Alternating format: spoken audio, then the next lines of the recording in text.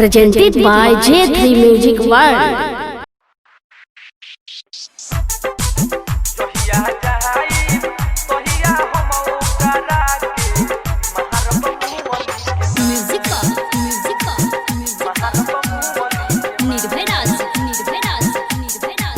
Music wise साहब studio बेलोर बाजार।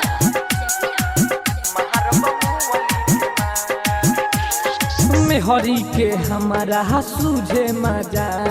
हौसले मारी के ठाठा है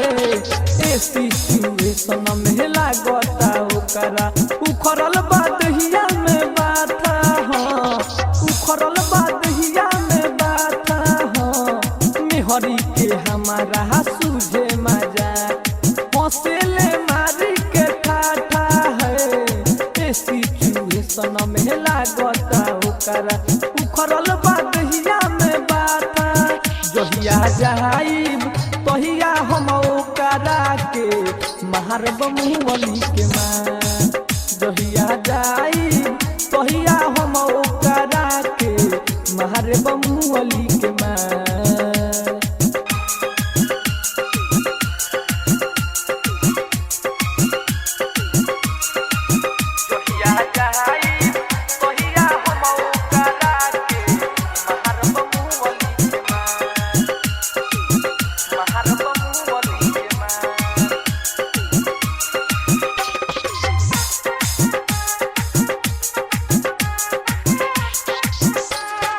बहनिए ससुल में तो बहन चुप चाप हो जब घरवा जाई तो कहरी बाप बाप हो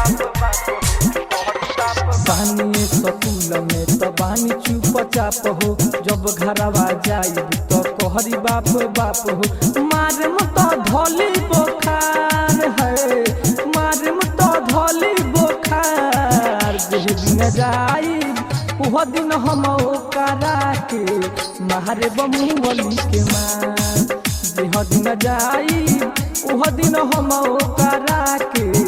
मारे बमुअली के माँ।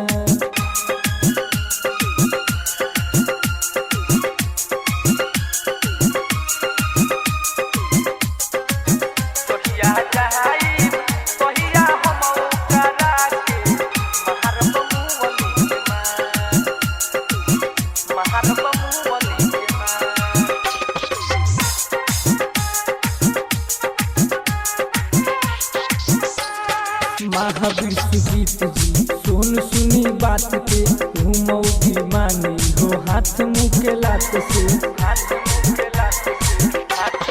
महावीर सुजीत जी सुन सुनी बात के घूमौगी मानी हो हाथ मुँह के लात से लाठी से फार्म का पार है लाठी से फार्म का पार जहिए जाई तहिए हम ओकरा के मारे ममुअली के माँ जहिया जाई तहिया हम ओकरा के मारे ममुअली के माँ।